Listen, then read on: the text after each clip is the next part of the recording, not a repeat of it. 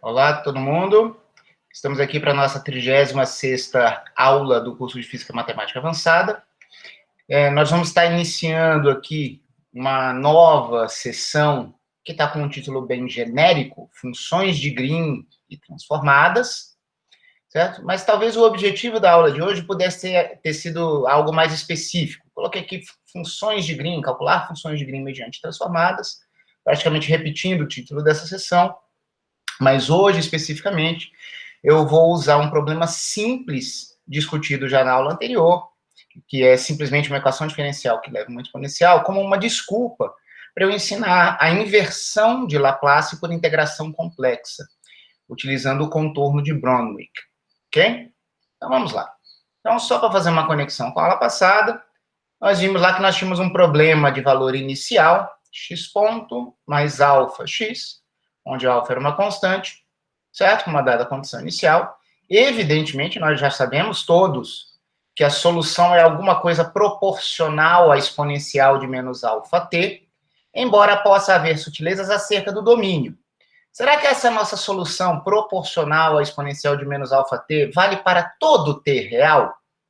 Ou será que só vale para t positivo? Certo? São pequenas dúvidas que a maioria dos físicos não considera, mas que podem ser relevantes quando a gente faz conexão com teoria de distribuições, mas também tem a ver com soluções de problemas físicos importantes, se nós levamos em conta questões de causalidade ou não. Eu vou mostrar aqui para vocês, depois de algumas considerações ad hoc, certo? Particulares, como naturalmente a transformada de Laplace, quando nós a adotamos como ferramenta para resolver um problema como esse, ou mais complicado do que um tão simples e pedagógico que esse, nos garante que nós já estamos fazendo uma escolha em relação ao suporte da nossa distribuição, tá? Vamos lá. Nós afirmamos na aula passada, bem abstratamente, que correspondente a esse problema de valor inicial, uma equação diferencial em funções, nós tínhamos uma equação diferencial no sentido de distribuições, onde nós teríamos uma distribuição U, cuja derivada no sentido de distribuições, mais uma constante vezes ela mesma, teria aqui, essa expressão, essa soma, seria igual a um termo não homogêneo efetivo, que incorporaria a condição inicial. A gente incorpora com uma distribuição singular delta o impulso. Só que a gente não enxerga mais tempo aqui, certo? Isso tinha surgido de nós construirmos essa distribuição, multiplicando a função suave que nós buscávamos para o nosso problema original, vezes uma distribuição de Heaviside, função de Heaviside. Notem que é uma função não diferenciável, só que como distribuição, ela não tem restrição nenhuma. E, mais uma vez, essa mesma equação, numa forma de convolução, poderia ser escrita assim. Eu comentei com vocês na aula passada como a gente tinha uma convolução da delta e das suas derivadas efetivamente funcionando como operadores diferenciais em distribuições. É diferente do ddt mais um alfa, que agiria na função x de t aqui, certo? Mas é como se fossem operadores diferenciais sobre distribuições via convolução. Tudo bem, estou só repetindo um pouco do que eu falei na aula passada. E também, ainda repetindo na aula passada, eu disse que a gente poderia ter, pessoal, duas funções de Green para o problema. Exponencial de menos alfa t com suporte limitado à esquerda. Quando eu multiplico isso por uma Heaviside, não me importa o que acontece no semi-eixo real negativo, eu só sinto os t's positivos, mas que eu afirmei que essa outra função de Green aqui, com menos h de menos t vezes a exponencial, também é uma solução daquele problema considerado. Deixa eu ser mais preciso, solução do problema vai ser o x ou vai ser o u? Pessoal, as funções de Green, elas são inversas desse operador em distribuições, tá certo? Então, qualquer solução que eu queira, eu tenho que multiplicar pela inversa no lado esquerdo, no lado direito. Então, na verdade, eu deveria multiplicar convolutivamente essas funções de Green, por isso aqui, para que eu chegasse, na verdade, em U. Chegando em U, eu tenho o x lá também, tá bom? Então, o fato é, nós poderíamos ter tido uma solução que valesse apenas para t negativo, tá? E notem que essa escolha entre t positivo e negativo, ela não estava colocada no nosso problema de valor inicial. Então, tecnicamente falando, nós estaríamos perdendo uma solução. Tá bom? E aqui em física, nós já temos implicitamente para a gente uma noção de seta do tempo, né? A gente estipula que a condição inicial, ou um impulso que teria iniciado a dinâmica do nosso movimento, seria evoluída só para frente. Mas temos soluções válidas, matematicamente válidas, para tempo negativo também. Bom? Então, estou só rediscutindo a aula passada. Né? Eu coloquei aqui, vamos usar esse problema simples para discutir ou ilustrar situações em que ambas as soluções emergeriam naturalmente, em outras situações em que você já sabe que você só vai ter uma solução. Se você está preocupado com uma solução apenas para ter positivo, tem ferramentas que você pode usar que você sabe que vão gerar soluções que te interessam, desde que você esteja atento que você esteja perdendo outra. É o caso da transformada de Laplace, tá bom? Então vamos lá. Aqui eu comento que as duas respostas identificadas são aquelas convoluções das funções de Green com os impulsos correspondentes. Então, aqui essas soluções. E aí, eu faço uma série de considerações. Eu só digo que às vezes é importante a gente prestar atenção nessa restrição de domínio ou nessa outra solução. Porque, olhem, como função, se a gente fosse pensar só em função e não em termos de distribuição, a gente poderia ficar em dúvida. Eu devo considerar aquela solução válida para t's negativos também? Só que ela seria uma solução ilimitada.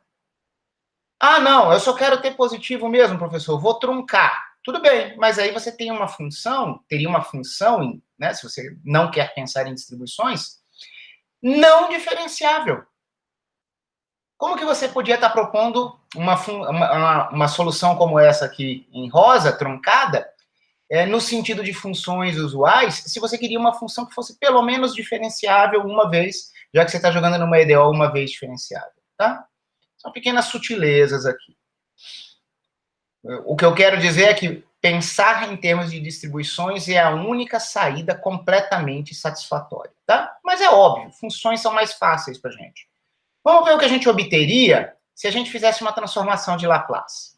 Olha só, transformação de Laplace, nós revisamos aí em aulas recentes. Você integra de zero a infinito uma função sob certas condições com um núcleo de integração e a menos st, é a letra que muitos textos usam e que foi o que eu usei. E nós também temos propriedades para a transformada de derivadas. Então, eu não estou reescrevendo aqui essas propriedades, porque eu as revi recentemente. Notem que nós teríamos aqui a EDO do problema de valor inicial, que é x ponto mais alfa x igual a zero. Tomamos Laplace de ambos os lados e teremos uma igualdade. Laplace de zero é zero. Laplace dessa expressão vai dar isso que nós temos aqui embaixo. Por linearidade, teremos alfa transformada de x. E a transformada de Laplace de uma derivada é a variável de Laplace vezes a transformada menos a condição inicial. Se vocês trocarem isso aqui por x índice zero e reorganizarem os termos, nós temos uma expressão absurdamente simples, que é transformada de Laplace da função que nós queremos descobrir. É uma constante sobre S mais outra constante. Certo? Como que se resolve um problema como esse por uma abordagem elementar e introdutória a Laplace? Você consulta uma tabela de resultados já conhecidos. Então, no caso, sabe-se que a Laplace de uma exponencial genérica, e a gama t, está aqui, definição dela, a gente faz esse cálculo, junta os argumentos dessa exponencial, vai aparecer menos, aí entre parênteses S menos gama, a gente sabe achar a primitiva de uma exponencial, em zero aparece 1, no infinito anula, desde que o S seja maior do que gama. Isso aqui é uma conta que vocês sabem fazer, só notem que esse resultado aqui só é válido, pessoal, se nós considerarmos a função, a transformada de Laplace como uma função de S, apenas para valores de S maiores do que o gama que foi dado. Então, nós percebemos que esse resultado que nós tínhamos aqui deve ser entendido da mesma forma. Então, se nós queríamos resolver esse problema, temos uma constante que, por linearidade, vai acompanhar a nossa resposta, e nós devemos identificar alfa como menos gama. Então, a gente olha para isso aqui, consultando esse resultado numa tabela, nós já saberíamos que a inversa de Laplace daquele nosso problema seria essencialmente x0e a menos alfa t. Professor, por que você está fazendo isso? Isso é elementar. Pessoal, só tem um detalhe. Quando você calcula uma transformada de Laplace por essa definição, chega num resultado como esse, tem algo que aqui é um pouco mais distinto que deve estar acompanhando o seu raciocínio. A transformada de Laplace só é válida, só é feita para funções de 0 a infinito, com suporte no semi-eixo real positivo. Se você tivesse, na verdade, uma função válida também para t's negativos, você não enxergaria isso. Então, o que eu quero dizer é que, pelo menos, quando você usa uma transformada de Laplace, você já deveria saber lá no background, certo? Que tem uma heaviside acompanhando a brincadeira, tá? A sua resposta só será válida para t positivo. Tá? Então, eu destaco isso aqui. Nós já saberíamos que isso só valeria para t positivo pela definição da transformada de Laplace. Falei nada novo até agora. Notem só que a transformada de Laplace, pessoal, ela é incapaz, por princípio, de revelar esta solução. Tá bom? Isso não tem nenhum problema se, com base em considerações físicas, você já não queria considerar isso. Mas saiba que você está perdendo uma solução para o seu problema de valor inicial. O seu problema de valor inicial, pelo menos do jeito que eu coloquei, não dizia se o t seria real, só positivo, só negativo, não dizia nada. Você vai perder uma solução quando usar Laplace. Vamos reinventar a roda, vamos chegar nesse mesmo resultado, usando isso só como uma desculpa para a gente aprender a fazer inversões de Laplace, sem nós dependermos de uma tabela de resultados conhecidos. Então, notem que, na verdade, eu fiz esta afirmação aqui porque eu olhei para esse resultado. Tudo bem, mas se eu estiver olhando para uma função na variável de Laplace, que eu não sei, né, cuja função precedente eu não conheça, será que a gente tem uma expressão geral? Sim. E aí, para a gente poder obter essa inversão geral, nós vamos fazer uma conexão da transformada de Laplace com a transformada de Fourier e vamos usar a inversão de Fourier. Então, vamos lá, vamos com calma. Isso pode ser meio chocante, né? Poxa, mas não é outra transformada? Não, mas elas têm conexões. Eu vou falar com bastante cuidado sobre como essa conexão é feita, tá? Poucos textos fazem com esse cuidado. O texto do Apple faz com esse cuidado. Outros livros de Fismat, não. Tá? Vamos usar a inversão de Fourier, pois a transformada de Laplace, em sua plena generalidade, é uma extensão da transformada de Fourier. Vamos ver o que eu quero dizer com isso. O que é plena generalidade de uma transformada de Laplace? Pessoal, quando a gente tem escrito uma transformada de Laplace com essa variável S, a gente tem pensado em S como uma variável real. Não é essa a plena generalidade de Laplace, tá bom? Nós devemos pensar na transformada de Laplace para que ela realmente adquira todo o seu poder como uma função de um parâmetro complexo Z. Então, nós devemos pensar numa integral de t de 0 a infinito, da sua função f de t, vezes z a menos zt. É óbvio que mudar a letra, pessoal, não faz nada, né? Mas eu estou sendo explícito em trocar a letra S pela letra Z para gritar que eu quero pensar nesse cara como um cara no plano complexo. E é aí que a gente vai poder conectar Laplace com Fourier. Bom? É possível demonstrar que, sendo uma função de imagens complexas a partir de elementos complexos do domínio, nós podemos tentar perguntar se a nossa função é analítica ou não. E, pessoal, uma transformada de Laplace, não importa de qual função, desde que exista, será uma função analítica de Z. E isso é poderosíssimo, porque a gente passa a ter todo o arsenal de ferramentas das funções analíticas à nossa disposição. Funções analíticas são objetos lindíssimos e poderosíssimos, tá bom? Então, o que eu vou fazer aqui? A nossa transformada de Laplace, para eu poder fazer a conexão dela com Fourier, ela precisa ser entendida como uma função de entradas complexas. Pessoal, números complexos, normalmente a gente escreve como A mais IB. Só que eu vou querer, por conveniência minha, escrever aqui como gama menos I ômega. Notem, a partir do momento que gama assume qualquer valor e ômega assume qualquer valor, eu encho o plano complexo, tá? Eu só escrevi desse jeito e com esse sinal menos por uma conveniência. Para quando eu fizer a conexão com a Fourier, eu cair exatamente na minha convenção de Fourier. Poderia ser um mais aqui, só que eu ia ter que fazer um malabarismo mais tarde com a minha convenção de transformada de Fourier. Tá? O fato é que isso aqui é um número complexo genérico. Bom? Vamos só destacar o seguinte. Será que essa função transformada de Laplace, será que ela é analítica em todo o plano complexo? Não. Do mesmo jeito que lá no caso simples, real, eu fiz questão de destacar que nós temos um domínio estabelecido. No caso, só existe transformada de Laplace, pessoal, como uma função de S, quando S é maior do que o gama que você deu, quando você está querendo fazer a Laplace de uma exponencial. Para que essa exponencial divergente no infinito possa ser dominada. Tá bom? Essa é uma função de S para certos valores de S. Aquele S, pessoal, ele vai fazer o papel desse gama, de uma parte real do meu argumento complexo da minha Laplace.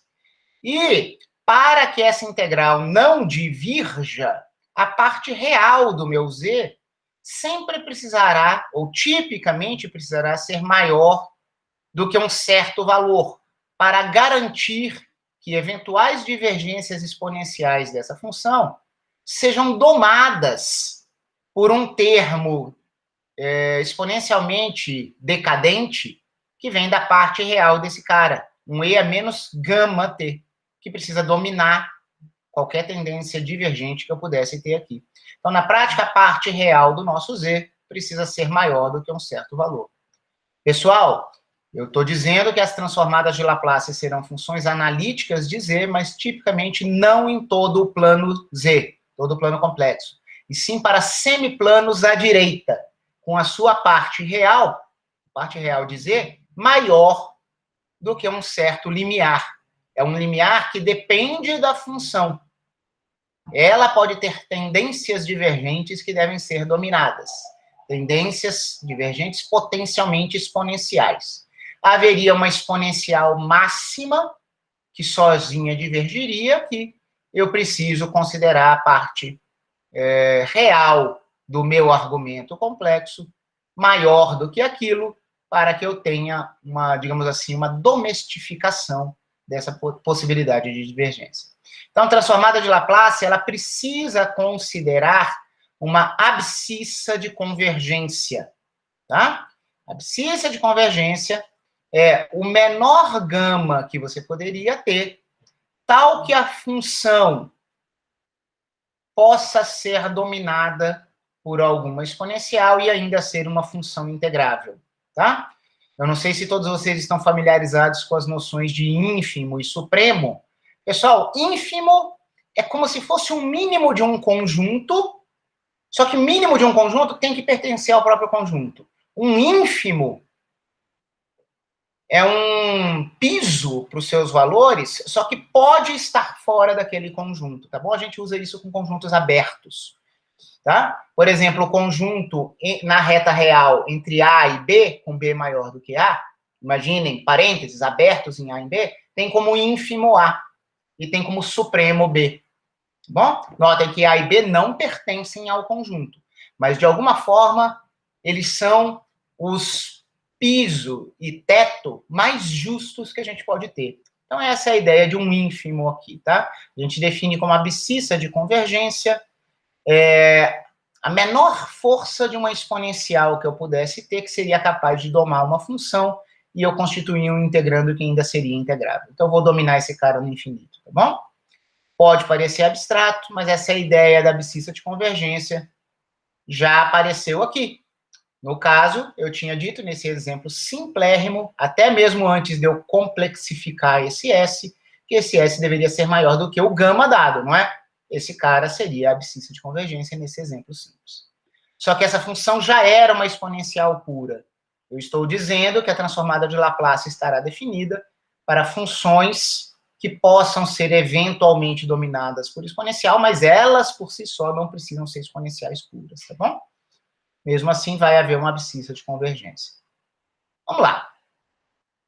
Vamos fazer a tal conexão agora dessa Laplace complexa, em full glory, certo? Generalizada, com Fourier, tá bom? E lembrem-se que eu quero fazer o meu Z, um número complexo qualquer, assumir a forma gama menos I ômega. Isso é genérico, só foi conveniente para mim. Então, vamos lá. Se, de fato, eu quero calcular a transformada de Laplace de uma função, ela é a transformada de Laplace de uma função que, mesmo que fosse válida em toda a reta real, ela vai ser nula para t negativo, não é? Tá bom. Vamos ver quem é a transformada de Laplace. Notem que eu uso um chapeuzinho para a transformada de Laplace e tio para Fourier, né, pessoal? Eu quero saber quem é a transformada de Laplace de uma função. Se é Laplace de uma função que se anula, aqui dessa forma. Só que eu vou querer considerar aqui o parâmetro complexo gama menos I ômega. Vamos usar a definição. Olha aqui a definição. Integral de zero a infinito, exponencial de menos zt, só que o meu z é gama menos I ômega, f de t. Tá aqui. Olha só o que vai aparecer. Pessoal, nós teremos aqui E a menos gama T, acompanhando F de T. Teremos E a mais I ômega T. Por isso que eu pus esse menos aqui, porque eu defino a minha transformada de Fourier, a minha convenção nesse curso com vocês, em quase todos os momentos, né? Com mais aqui. Só que olha só o que mais eu fiz. Essa integral era de zero a infinito. Desde que eu, com a mão, coloque um produto por uma heaviside, eu posso estender essa integral para menos infinito. Porque eu me anulo para os valores negativos de t. Certo? Pessoal, isso aqui é essencialmente uma transformada de Fourier. Só falta um fator raiz de 2π. Certo? Se a gente tivesse 1 sobre raiz de 2π, seria a nossa definição de transformada de Fourier. Então, eu multiplico por raiz de 2π vezes a transformada de Fourier desta função aqui. Tá bom? Então, uma Laplace de um argumento que tem parte real e parte imaginária, ela é proporcional a uma Fourier de uma outra função, não da mesma função, mas de uma função acompanhada por uma exponencial truncada. Ó, agora é um implica, tá? Eu vou mudar aqui, não é uma sequência de igualdades. Eu vou aplicar Fourier inversa em ambos os lados dessa equação, onde o que eu chamo de equação é essa extremidade esquerda e essa extremidade direita. Ora, imagina que esse raiz de 2π já passou dividindo também, tá bom? Se eu aplicar Fourier inversa, vai sobrar apenas esse termo entre colchetes aqui. Ele estava do lado direito, eu vou colocá-lo do lado esquerdo. Heaviside exponencial f é igual a 1 sobre raiz de 2π, que passou lá para o outro lado, é uma constante, ela não é afetada pela inversão de Fourier. Eu vou aplicar a função inversa de Fourier nesta função de ômega, que carrega um parâmetro gama.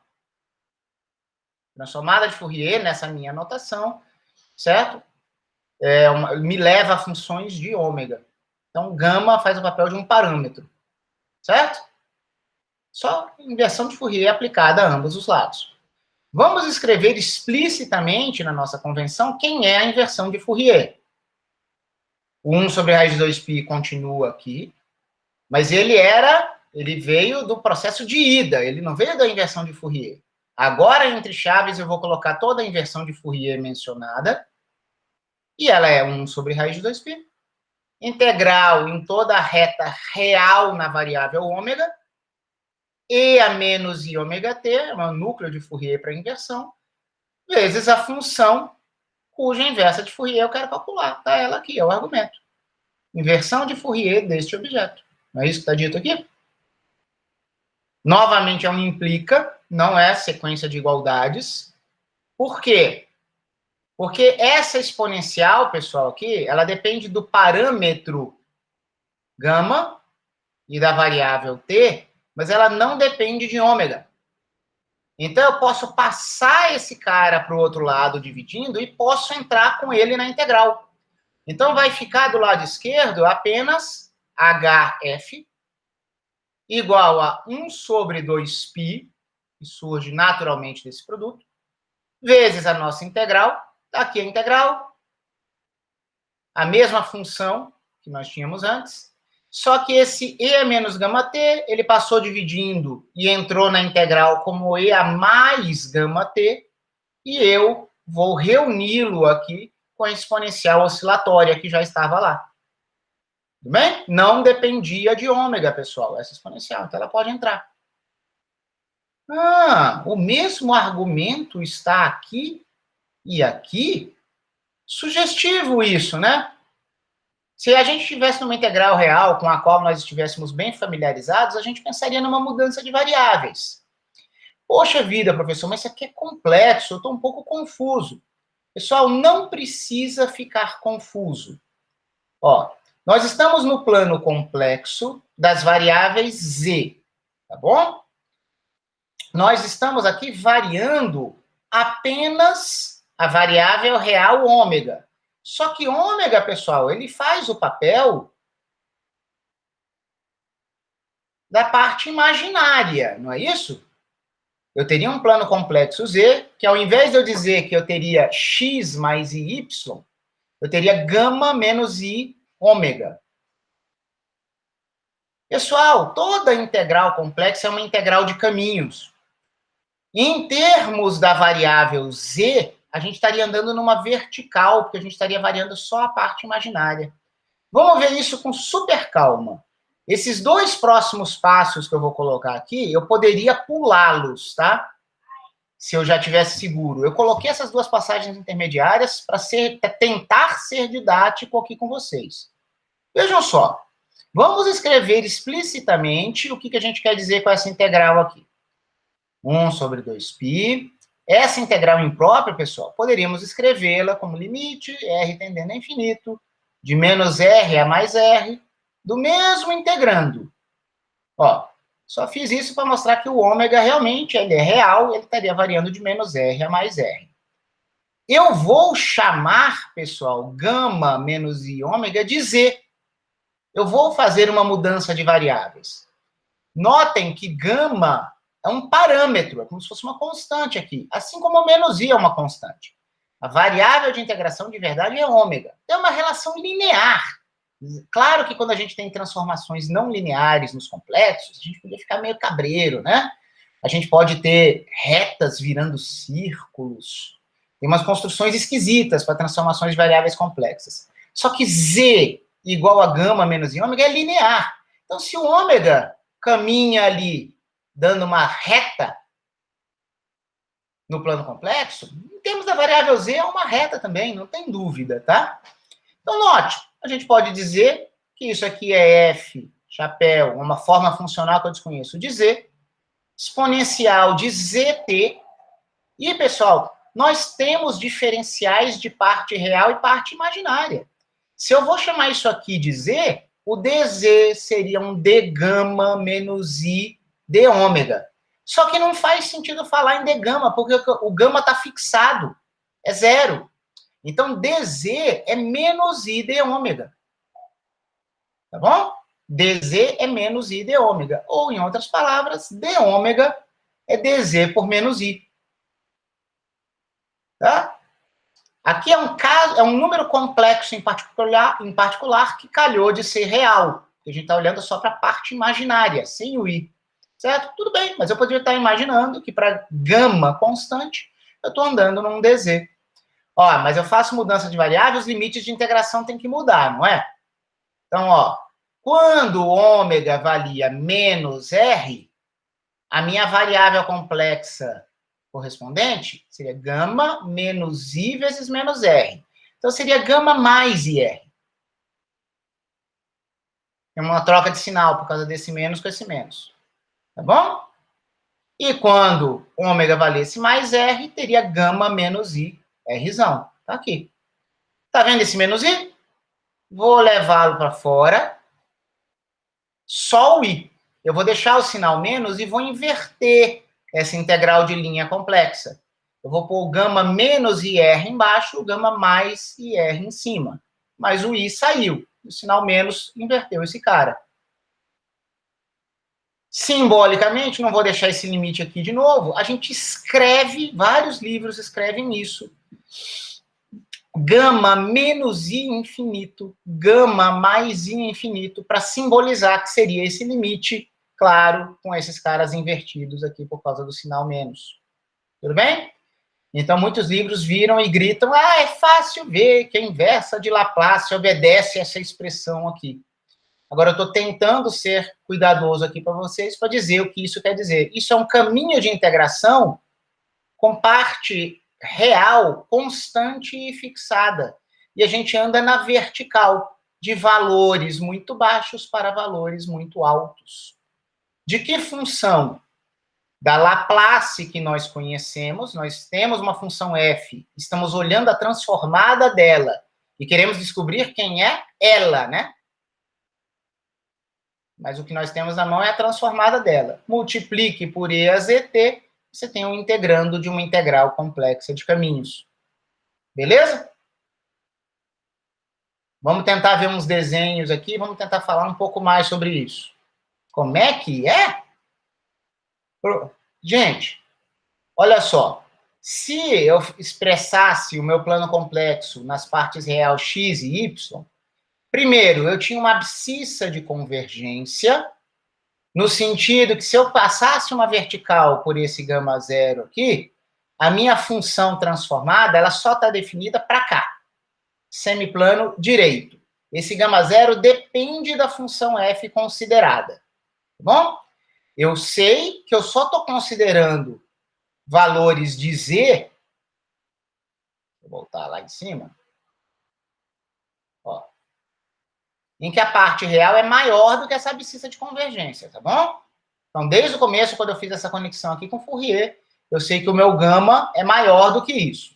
Algum gama fixado ali. Tá bom? Então, pessoal, é esse caminho em que a gente realiza essa integração complexa, é uma vertical assim, ó. Tá? E eu sei que quaisquer singularidades que a minha transformada F chapéu tenha, estão à esquerda da minha abscissa de convergência. Porque, senão, não convergeria. Tudo bem? É assim que a gente pensa. Tá? Então, eu preciso fazer uma integral complexa nesta vertical infinita, desde que a abscissa dessa vertical infinita esteja à direita das abscissas de todas as singularidades. Tá bom? Vocês vão dizer, pô, professor, vou ter que fazer uma integral num caminho infinito e aberto, assim? Não. Tipicamente, claro que tudo vai depender da natureza da sua função e da transformada associada, a natureza e o posicionamento das singularidades desse cara.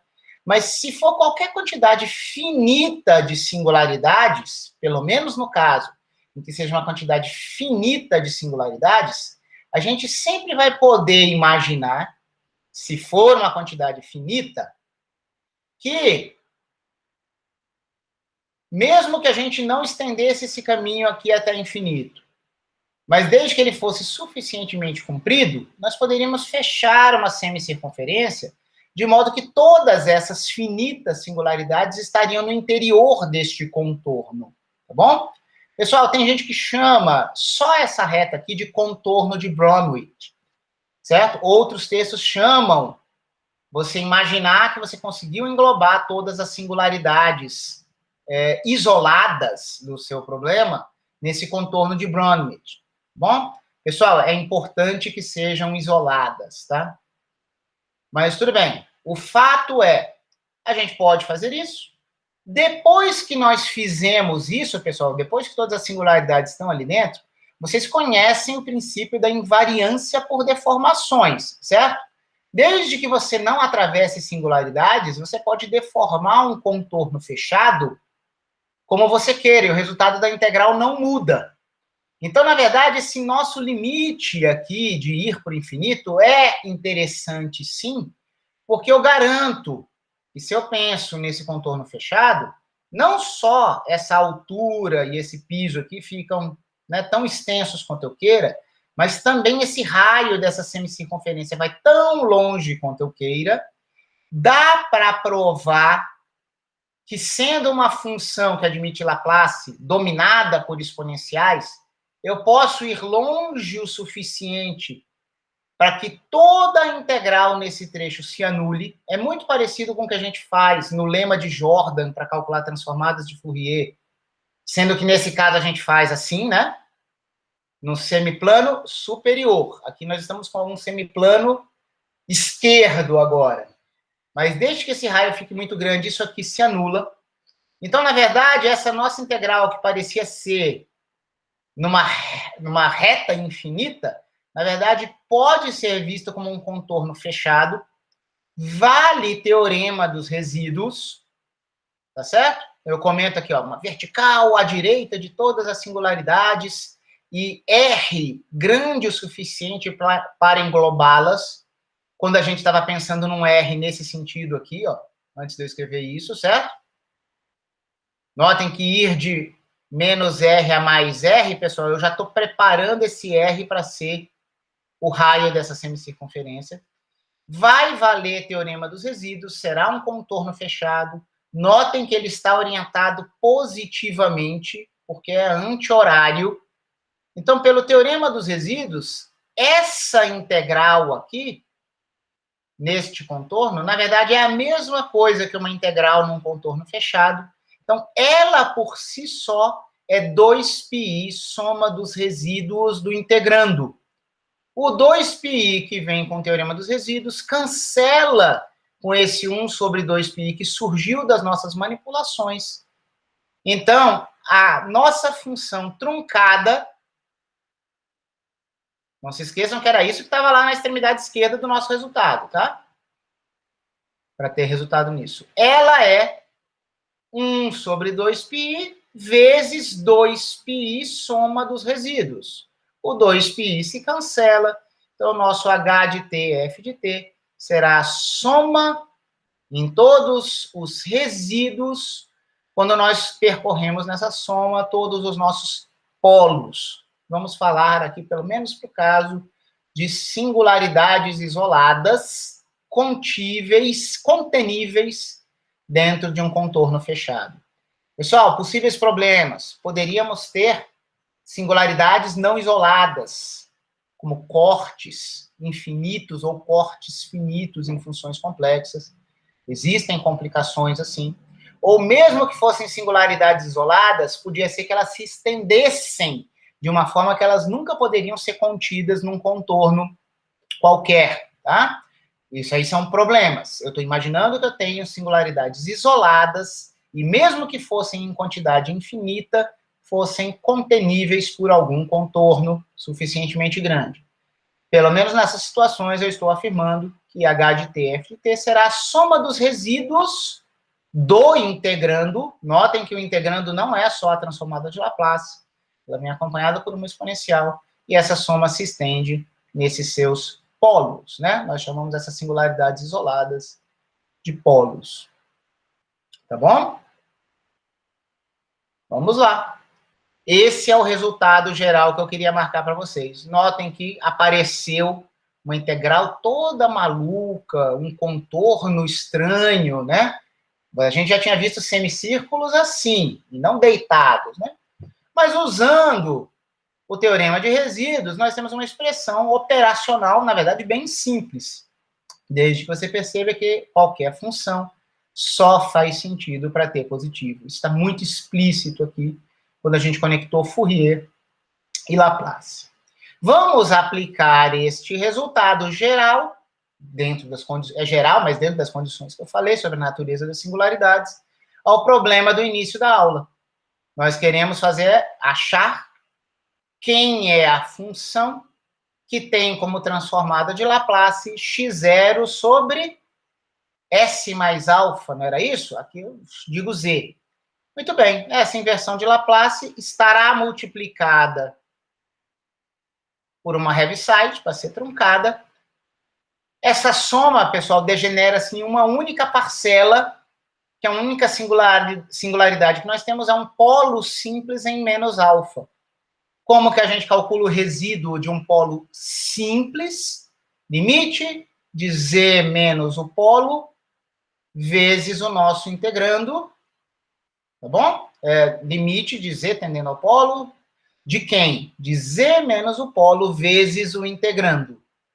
Pessoal, isso aqui é feito por construção na teoria de resíduos, para cancelar esse cara.